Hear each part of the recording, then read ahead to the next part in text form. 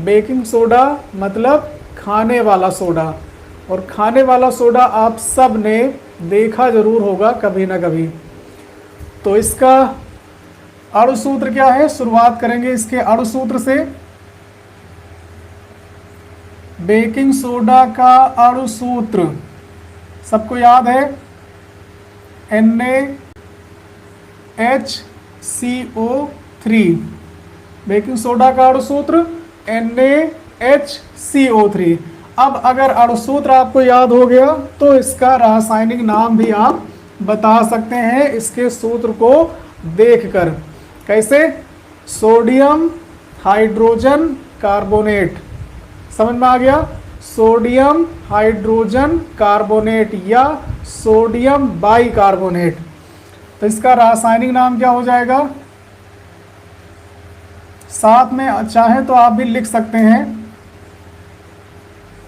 अणु सूत्र है NaHCO3 और रासायनिक नाम इसका होगा sodium hydrogen carbonate. Sodium hydrogen carbonate. अणु सूत्र देख के रासायनिक नाम बता सकते हो। सोडियम हाइड्रोजन कार्बोनेट या इसको कहते हैं सोडियम बाइकार्बोनेट। सोडियम बाइकार्बोनेट, जो नाम आपको अच्छा लगे उस नाम से आप पुकारिएगा इसको। सोडियम हाइड्रोजन कार्बोनेट या सोडियम बाइकार्बोनेट, दोनों अच्छे हैं, है ना। चलो अब बात करेंगे इसकी बनाने की विधि, और ये सबसे बढ़िया चीज़ है जो आप पहले ही कर चुके हो। आप बेकिंग सोडा को पहले ही बना चुके हैं। कहाँ बना चुके हैं, याद है? बेकिंग सोडा आप पहले बना चुके हैं। इससे पहले धावन सोडा आपने पढ़ा था। धावन सोडा में एक अभिक्रिया आपको याद होगी जब बेकिंग सोडा बना था। याद करो, नहीं याद आया? चलो हम याद दिलाएंगे। सोडियम कार्बोनेट के जलीय विलयन में कार्बन डाइऑक्साइड गैस प्रवाहित की गई थी। अब याद आया? सोडियम कार्बोनेट का जलीय विलयन और उसमें गैस कौन सी? Carbon dioxide. देखो, सोडियम कार्बोनेट मतलब Na2CO3, और क्या चाहिए? जल यानी H2O, और क्या चाहिए?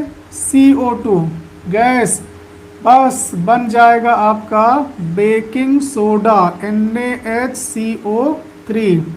बहुत आसान। सोडियम कार्बोनेट का जलीय विलयन और उसमें प्रवाहित करनी है कार्बन डाइऑक्साइड गैस और बन जाएगा बेकिंग सोडा। बैलेंस करो, 2 सोडियम इधर 1 सोडियम है तो 2 से गुणा करा दो, काम हो गया। 1 और 1 2 कार्बन, इधर भी 2 कार्बन है, 2 हाइड्रोजन 1 ऑक्सीजन और ये 2, 3 और 3 6 ज़्यादा हो गए, 2 3 5 5 और 1 6 ऑक्सीजन, और ये 3 दूनी 6 ऑक्सीजन।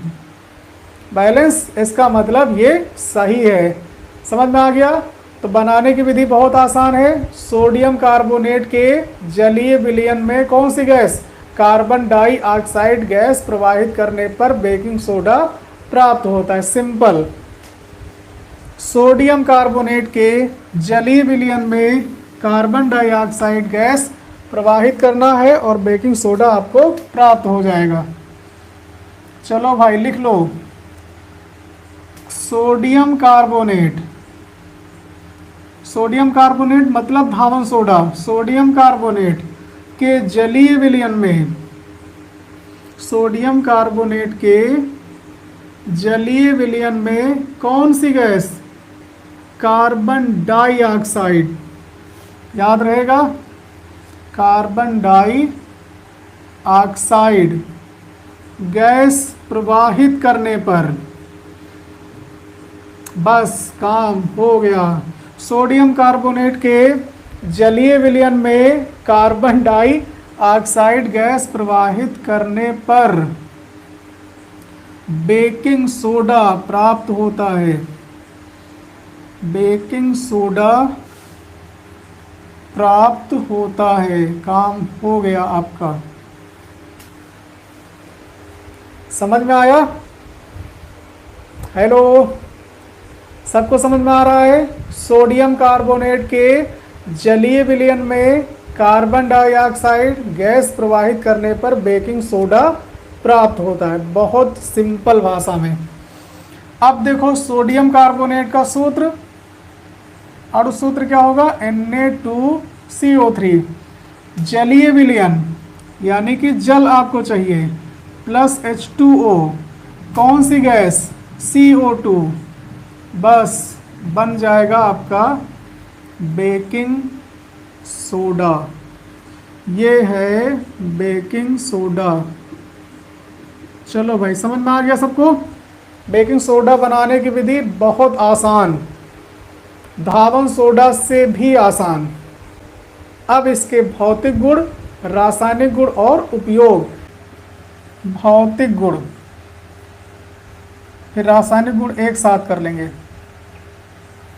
भौतिक गुण, ये दिखने में कैसा होता है? सबने देखा होगा, श्वेत रंग का, क्रिस्टलीय, ठोस पदार्थ, पाउडर के रूप में होता है ना, क्रिस्टल के रूप में। तो किस रंग का होता है? श्वेत रंग का होता है ना। श्वेत रंग का क्रिस्टलीय ठोस पदार्थ है, सब लोगों ने देखा है। तो सिंपल सा आप लिख सकते हो कि इसके भौतिक गुण निम्नलिखित हैं। यह किस रंग का? श्वेत रंग का क्रिस्टलीय ठोस पदार्थ है, क्रिस्टल के रूप में होता है। ठीक, यह श्वेत रंग का क्रिस्टलीय ठोस पदार्थ है ना। और जल में विलेय है। ये पूरी तरह से विलेय नहीं, लेकिन इसको हम बोलेंगे अल्प विलेय है। यह जल में अल्प विलेय है।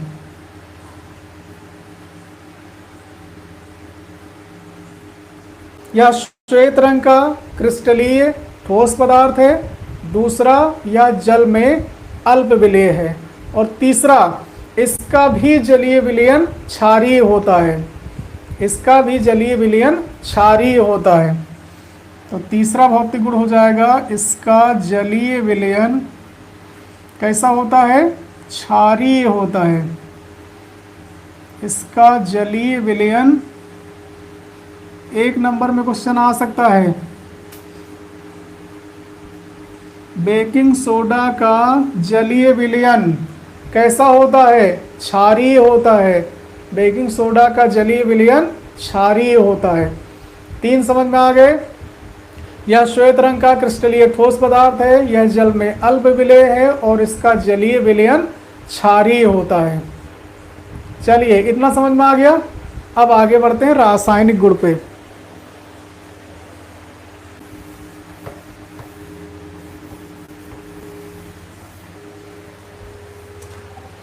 रासायनिक गुण,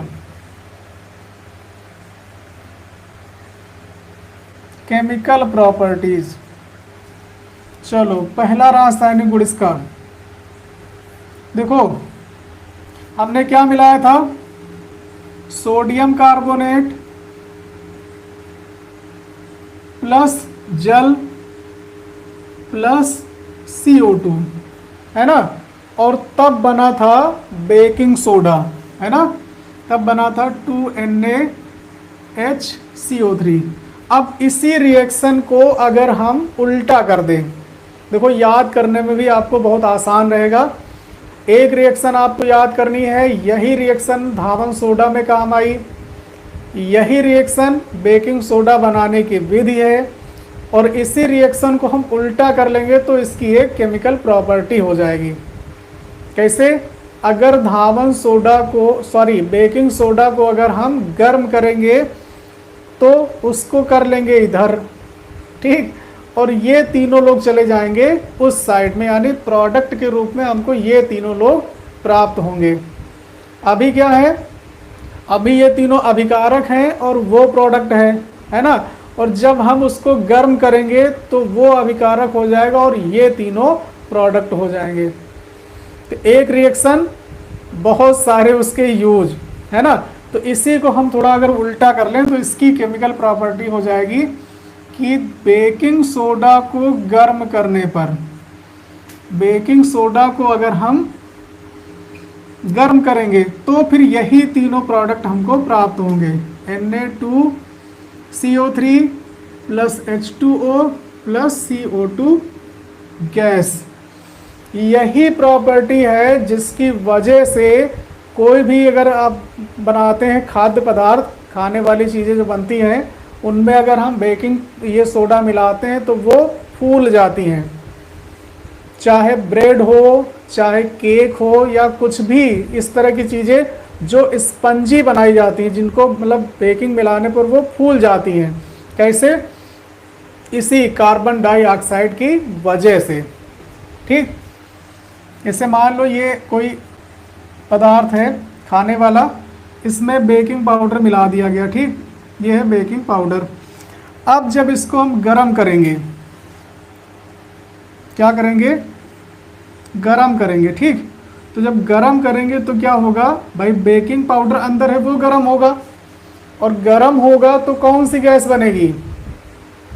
कार्बन डाइऑक्साइड। और इसके अंदर जब कार्बन डाइऑक्साइड गैस बनेगी तो इसका साइज बड़ा हो जाएगा। ये बात समझ में आ रही है? बेकिंग पाउडर को, बेकिंग सोडा को गर्म करने पर कार्बन डाइऑक्साइड गैस मुक्त होती है। तो जब गर्म करेंगे तो इसका साइज हो जाएगा बड़ा। क्या हो जाएगा? बड़ा, और इसके अंदर गैस बन जाएगी। ठीक, कौन सी गैस? Carbon dioxide. और वो गैस जब निकल जाएगी तो ये छोटे छोटे छिद्र आपको बाद में दिखाई देंगे। अभी आप देखो, अगर इसको काटा जाए, कोई ब्रेड का टुकड़ा आप देखो कटा हुआ, तो उसमें देखा होगा छोटे छोटे छेद होते हैं,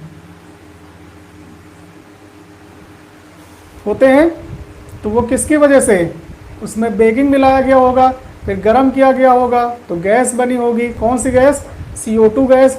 और फिर बाद में गैस अपना निकल गई, तो वो जो साइज उसका शेप बन गया, वो छोटे छोटे छिद्र किसके हैं? उसी गैस की जगह के हैं। समझ में आया? तो इसकी जो पहली केमिकल प्रॉपर्टी है या पहला रासायनिक गुण ये है कि बेकिंग सोडा को गर्म करने पर कौन सी गैस निकलती है? कार्बन डाइऑक्साइड गैस मुक्त होती है।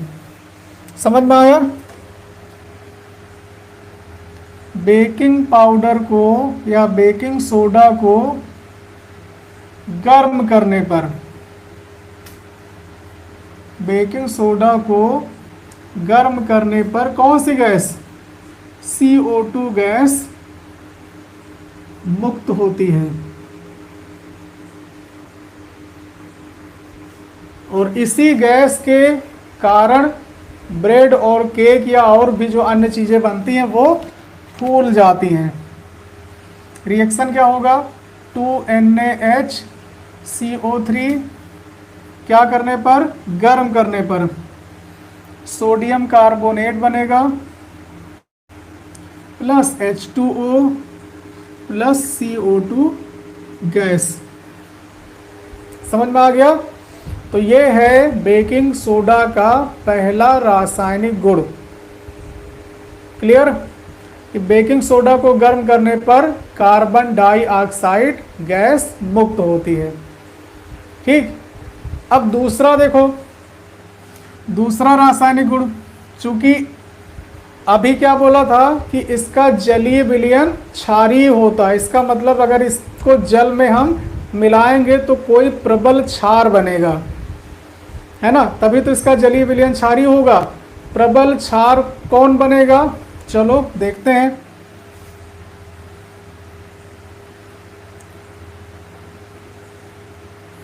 जल से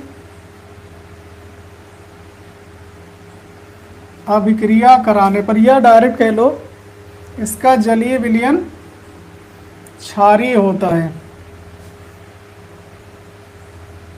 यह जल के साथ अभिक्रिया करके प्रबल क्षार बनाता है,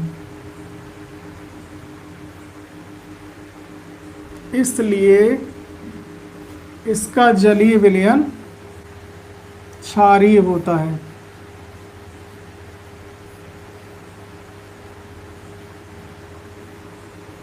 ठीक, जल में जब इसको हम मिलाएंगे तो क्या बनाएगा, ये कोई प्रबल क्षार बनाएगा, और प्रबल क्षार बनेगा इसलिए इसका जलीय विलयन क्षारीय होता है। सिंपल सी बात है।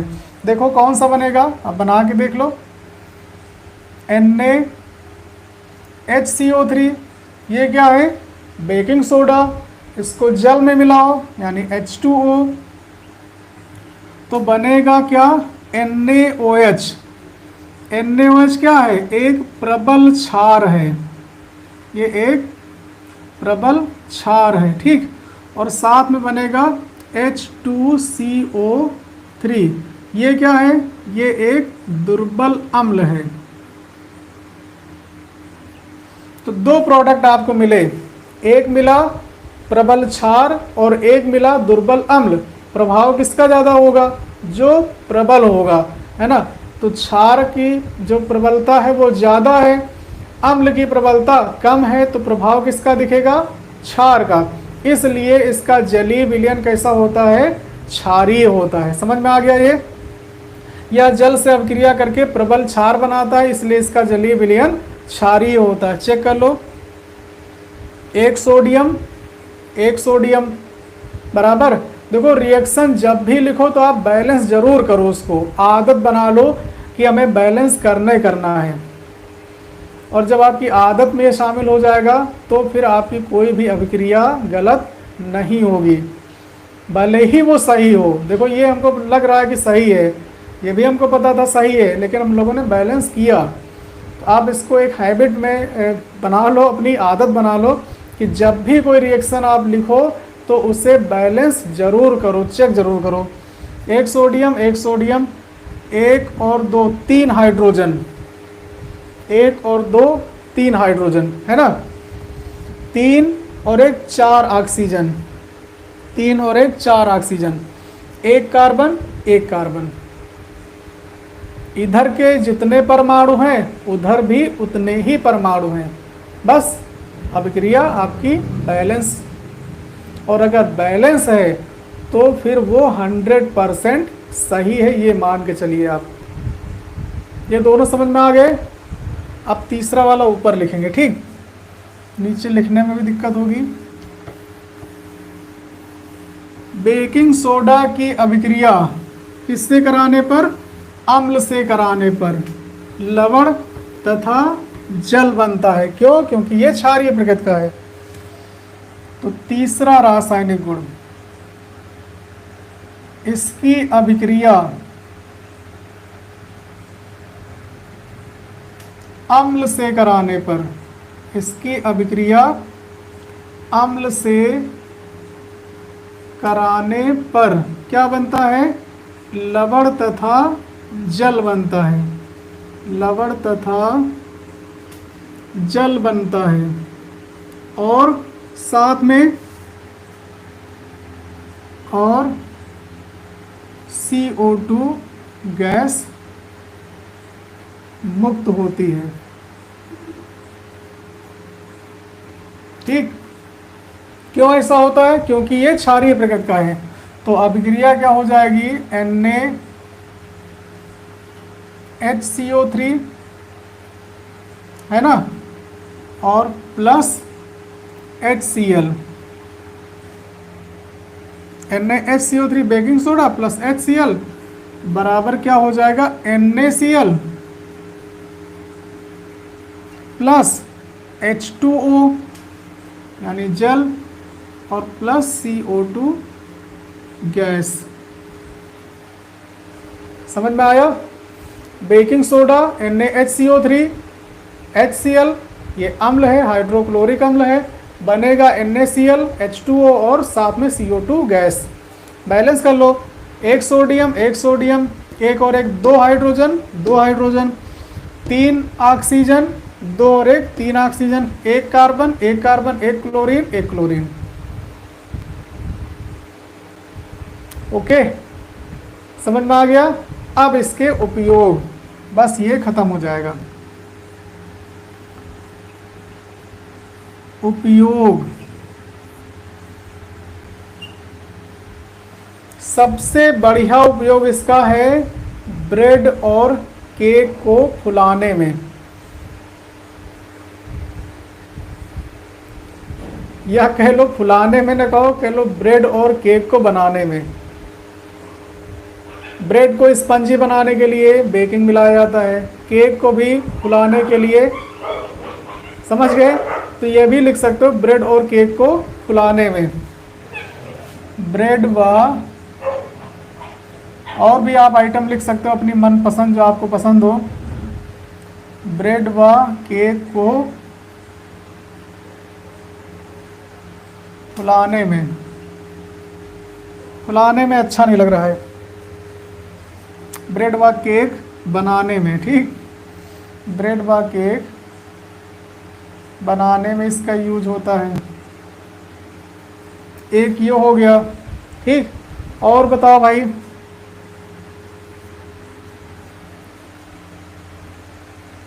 और इसका यूज कहाँ होगा। अब एक इसका यूज देखो, ये भैया खाने वाली चीज़ है, बेकिंग सोडा मतलब खाने वाला सोडा। तो अगर आपके पेट में एसिडिटी है, मतलब एसिड की मात्रा ज़्यादा है, अम्ल की मात्रा ज़्यादा है, आपको खट्टी डकार आ रही है ना। कभी आपने फील किया है जब आपके पेट में एसिडिटी होती है, मतलब पेट की अम्लीयता बढ़ जाती है, अम्ल होता है ना आपके आमाशय में, तो अगर उसमें अम्ल की मात्रा बढ़ जाती तो आपको कैसी फील होता है, खट्टी डकारें आती हैं, है ना। अम्ल मतलब खट्टा, तो आपको जो डकार आएगी वो कैसी आएगी, खट्टी डकार आएगी। तो उस समय अगर आप थोड़ा सा ये यूज कर लो तो आपको बहुत आराम मिलेगा। क्यों, क्योंकि ये है क्षारीय, और जब क्षार कोई अंदर जाएगा और अंदर एसिड है, बस वो उसको कर देगा न्यूट्रल। अम्ल का प्रभाव कम करने के लिए क्षार, और क्षार का प्रभाव कम करने के लिए अम्ल, ये दोनों एक दूसरे को या एक दूसरे के प्रभाव को कम कर देते हैं, है ना।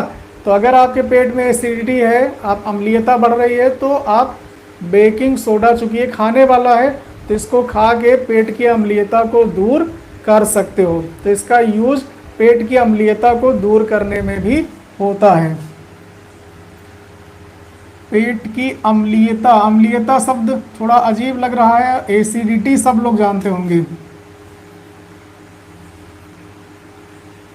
पेट की अम्लीयता दूर करने में, पेट की अम्लीयता मतलब एसिडिटी, एसिडिटी प्रचलित शब्द है, सब लोग जानते हैं, अम्लीयता यूज नहीं करते हम लोग, है ना, मतलब वही।